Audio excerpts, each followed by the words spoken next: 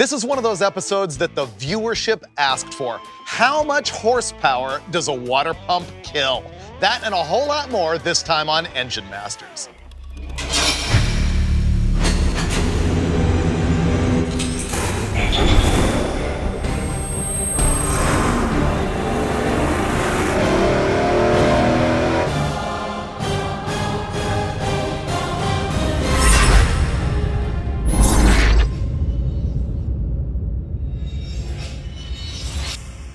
This is Engine Masters presented by AMSOIL, where we give you the horsepower tests that you're looking for. This time, literally.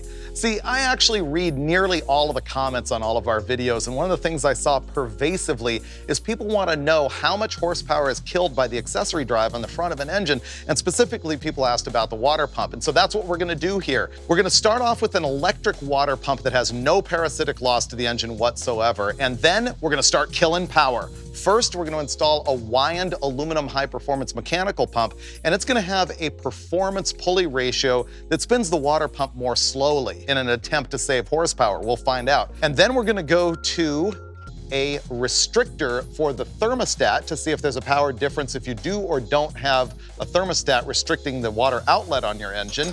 After that, we are going to go to the high flow water pump pulley ratio, which spins the water pump even faster. Then we're going to put on an alternator and load that thing up and find out how much power it kills. And finally, we're going to look at the power difference between coolant temperature that is low or way too hot, like 200 degrees. Now let's look at our horsepower victim today. This thing is sort of like a fashion model on the runway because it's showing you the latest in all black accessories. Actually, I've noticed the aftermarket is going to black everywhere that I look. It's like black is the new shiny. And so the whole top end here is like murdered out. Let's start up top with that 780 CFM vacuum secondary carburetor from QFT in tuxedo black. The intake manifold is a Wyand Speed Warrior high-rise dual plane factory powder coated black. Then there's the Mr. Gasket fabricated aluminum sheet metal valve covers, once again in lovely black. Even the MSD distributor in the back, you can now get those completely with a black housing, not just the polished billet ones anymore, and a black cap, and of course the Street Fire wires, once again, black. And so is this water pump up front. That thing is a budget-oriented electric pump that you can get for several different applications from a new company called Frostbite. It's a division of Holley Performance. They make radiators, and now they've got those electric water pumps too. The engine itself is a small block Chevrolet, 383 cubic inches. The bottom end is a Blueprint Engines crate motor.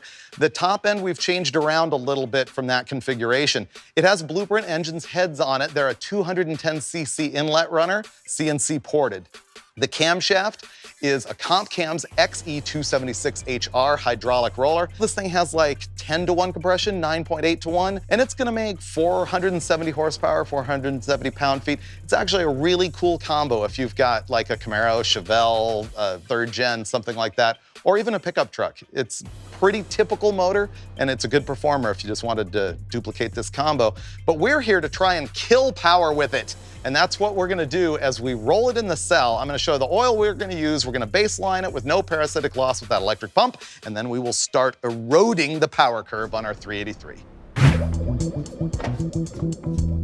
Man, on this test, I really think we're gonna be hunting for like 1 and 2 horsepower here and there. And so we're really gonna work hard to keep our dyno testing consistent. You'll see us trying to stabilize the coolant temperature, and the other thing is oil temperature, because cold oil tends to not make as much power as hot oil. And that's also one of the reasons why we don't run schlocky oil, because we're looking for that consistency. We've always run the AMSOIL Premium Protection 1040 in this engine, and we're gonna do it again.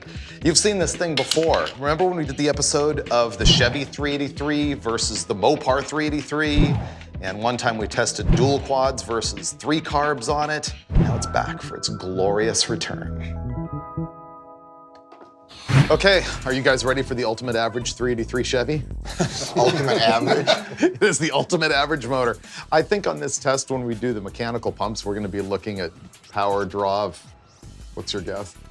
Oh, I don't know, I'd say 6 to 8 horsepower. With a water pump, 6, 8, yeah. That's all it would be for me as a guess. We hardly ever run a complete drive system on something. I think it could be little enough that we need to do a 3-pull average this time. Yep.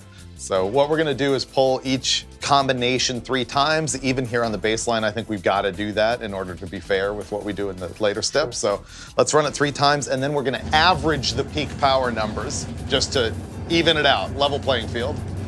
And of course, we gotta make sure the water temperature and oil temperature is exactly the same in every combination. Okay, ready for the baseline with the electric water pump.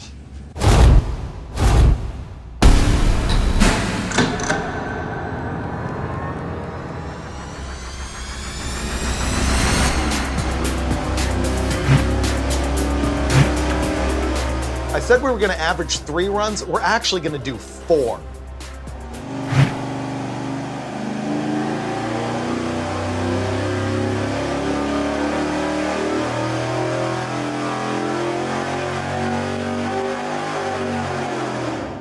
Okay, we have our baseline now. We ended up running 4 runs to average instead of just 3, and we're averaging it to a whole bunch of decimal points. So horsepower, 471.6 at 5,700, and pound-feet, 467.5 at 4,900. This thing makes actually a pretty nice torque curve. Really That's a flat good torque motor. curve. Okay, let's go see if we can start killing power. I want to start with like the least power kill and move our way up towards what we think will be the most power kill. All right, so step 1, we're gonna go add a mechanical water pump with a performance drive ratio. All right, so that's the old electric water pump out, mechanical water pump going on. We'll see how much horsepower it takes. So if you'll notice, I've got a smaller pulley down here at the crankshaft and a bigger one at the water pump. That slows the water pump down. It's called a performance ratio because less water pump speed means less drag. This is about 0.89 to 1. So at 6,000 RPM at the crankshaft, we're only at 53.75 at the water pump. So it's turning a little less than 1 to 1. That should save just a little bit of horsepower compared to turning the water pump faster or at the same speed as the crankshaft.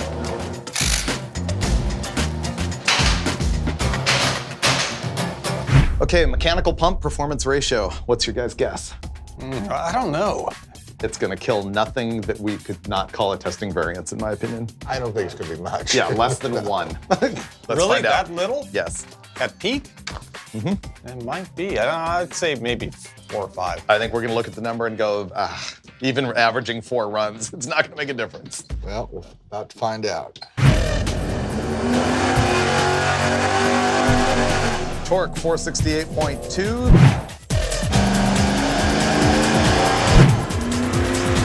No real change there.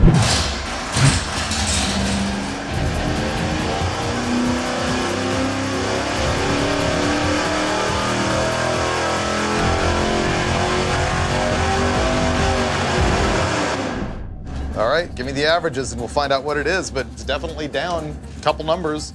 So, as an average across 4 runs, it made 467.1 pound-feet of torque, 467.9 horsepower.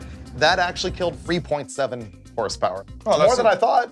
Yeah, that seems like a reasonable amount. I mean, it's not going to be 20. It's not going to be 0. Yeah, but the question is, 4 horsepower or so, 3.7. apply it to your life, though. You won't feel it. No, there's absolutely no way. Yeah. So next, do you want to go out there and change to the non-performance pulley ratio or put the outlets restrictor? I'd kind of like to see the restrictor with this drive and then with the other drive and see Right. what difference it makes. What we're gonna do now is add this restrictor on the outlet. This is where the water comes out of the engine and into the radiator in a car. On the dyno, we normally run no thermostat at all, but we're gonna drop that in there to mimic a thermostat because that is gonna create more of a restriction in the water flow, and if the pump is working against a head pressure, theoretically, it's gonna eat more power than it does without a thermostat. So essentially, this test is gonna tell you if you lose horsepower just by adding the restriction of a thermostat in your intake manifold. I think that's a one-man job, Freiberger.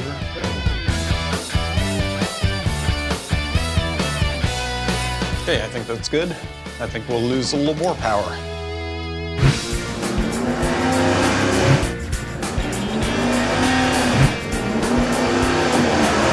It's a good thing we're averaging 4 because that was down everywhere.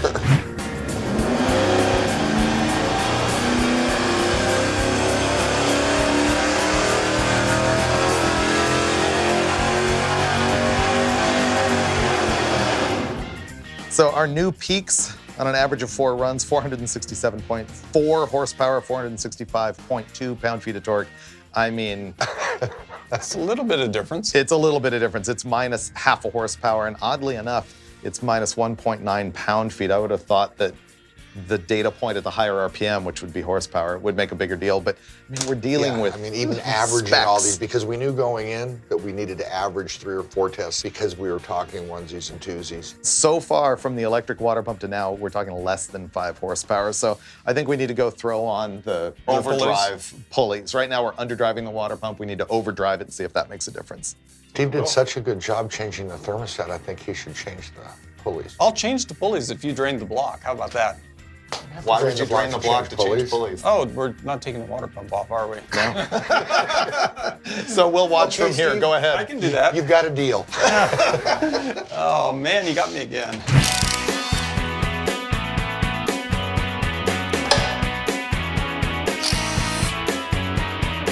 Okay, you can see this is a much larger pulley on the crankshaft.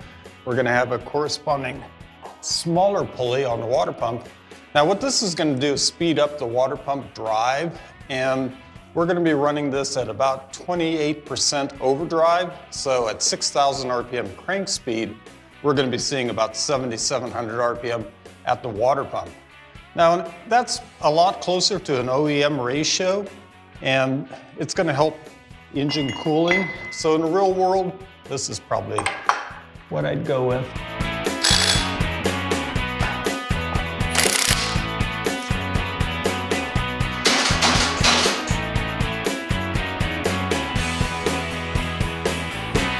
I'm going to go out on a limb and say that this is going to kill more power. I think you're right. Am I clairvoyant? No. No?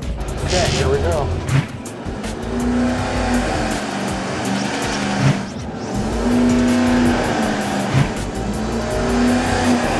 Okay, one more pull with this combo.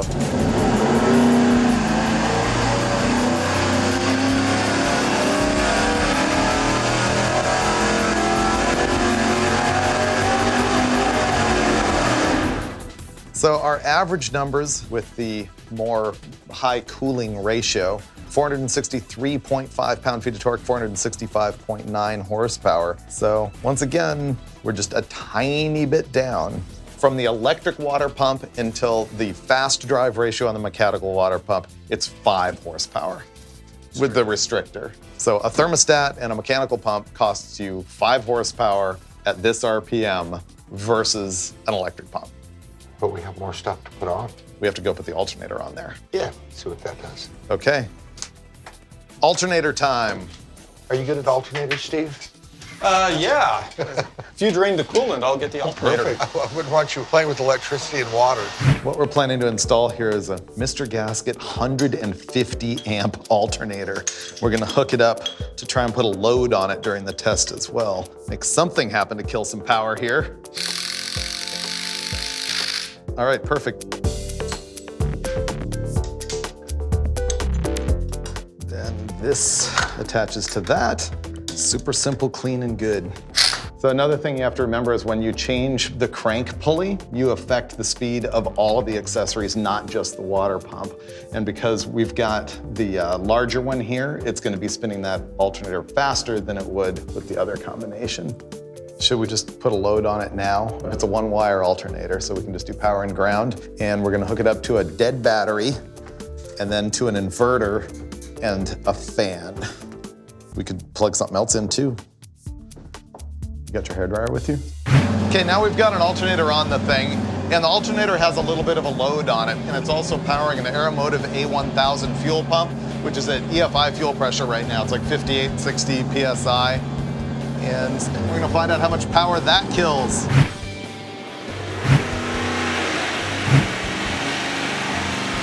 This is our last pull.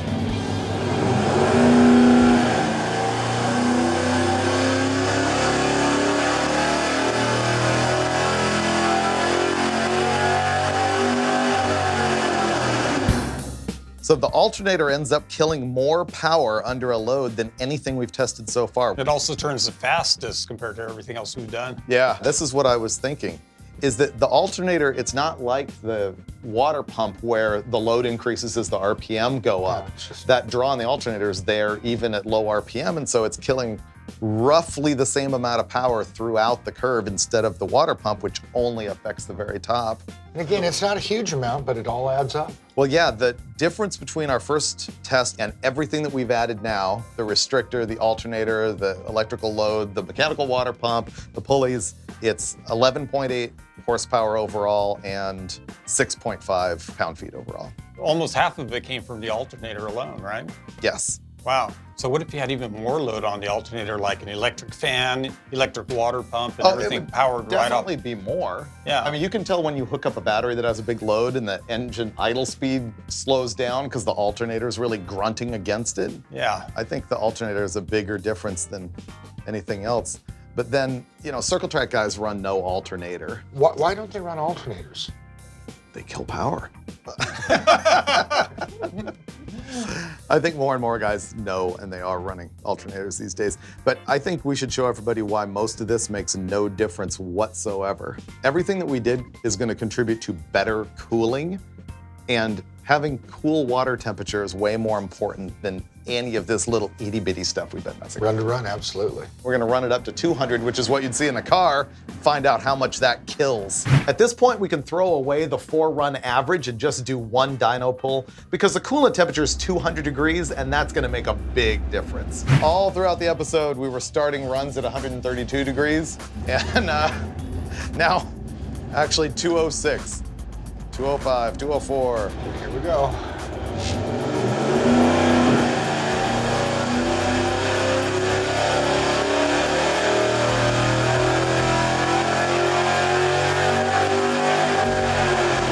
How hideous was it, Steve? The one thing I guarantee is that this is the biggest change we've made. Yes. Yes. This will be the biggest thing that's happened the entire episode. So torque, 453.3 horsepower, 449.7. So that's down 10. That's not that big of a deal. I thought it was going to be worse. Let's look at the curve, though. Overlay it. You want to overlay it with... Overlay it with the Best run. with E, yeah. So that's just a comparison of temperature. That would make it an A/B Okay, test. there you go. I thought it'd be a bigger difference than that. What we're looking at here is that the red line represents running it with 132 degrees of coolant temperature. The black line is 200 degrees, and I really thought that it was going to be down 15 to 20 instead of 10. I actually thought we'd see a bigger change down low and it kind of get a little closer up top. But Why does it make less power? the air temperature is not colder at wide open on a cold motor versus a hot motor. And when you're talking airspeed that fast and you've only got this much distance, it does not have time to cool it. So hotter coolant temperature does not necessarily mean hotter inlet tract temperature. Agreed. Unless, of course, you're in a car under a hood and it's Yeah. affecting the ambient air inlet temperature. Yes. But you're saying in the dyno, in this situation where the room's 67, 70 degrees, Yeah, but in the combustion regardless. chamber, you're starting off at a higher temperature, so your delta is going to be lower on your expansion ratio. You think an extra 70 degrees is 100 actually degrees, significant? yeah. 100 degrees would be 5%. We saw maybe about 3% change in power. It doesn't surprise me to see about 1 horsepower for every 10 degrees, 1 horsepower per 10 degrees. approximately. Yeah. We just picked it up 70 degrees and lost 10, so okay. Close. Okay, well, that was pretty interesting. I think my takeaway is that accessories and stuff don't kill enough power to worry about not running them. Well, they're often a necessity. You pretty much have to run it, and you're compromising your whole drivability equation by trying to do something about saving power that's not really that big of a deal. I'm probably the only guy here who's tried to drive 200 miles with no alternator, and it's no fun. Yeah, I It's know. a lot of batteries. A lot of batteries. Yes, a lot of batteries. Okay, let's go clean this thing off the dyno and get out of here. That was a lot of testing. You know what's one of the greatest discoveries of this episode? I want to hear it. This alternator bracket. I know. I bolted it on. I was just thinking the same thing. It's so tight and compact. I know. That's actually a Summit brand alternator bracket right there. And it's like cheap, super simple, works for the long water pump design. It's actually pretty cool. I like little things like that. But And it looks good. aside from that, I think we pretty much confirmed what we already suspected. What's that? You might as well run a mechanical water pump because it's really not going to make squat bit of difference. I don't care about that little bit of horsepower. What I want is capability or capacity and reliability on the road. Yeah. Because if something in the front of the engine goes bad, the rest of the engine's gonna follow pretty quickly behind. And you've lived that. I know, more than once. But you know what? I still like the electric water pump for race cars. And the big deal there is you can cool the engine and everything without having the engine running, because you can run water through it and you can run electric fans on your radiator, and that's pretty good. But it then requires an even more killer charging system. But Right. this alternator is 150 amp. Did I you know that? That's killer. I swagged that off Mr. Gasket, and I'm keeping it because it's good. I remember when the 65 amp was like the big dog. Oh, I know. Yeah. That was before you had to run all this electric stuff. But I think the other takeaway from this is no matter what engine you have, what you learned here in this episode applies. A mechanical water pump and an alternator does not kill enough horsepower to make it worth your while to actually change it. But you know you're always gonna run into that guy who says, oh, you gotta have the underdrive water pump pulley. Not on the street, though. No, absolutely not. You know what? Myth busting. It's what we love to do here on Engine Masters, presented by AMSOIL. That idle is like listening to waves hit the beach. It makes me want to go to sleep. Yeah, just Turn off the fan, go stand in the cell, you'll go to sleep. I only want to go for a little while. No dirt nap. Yeah.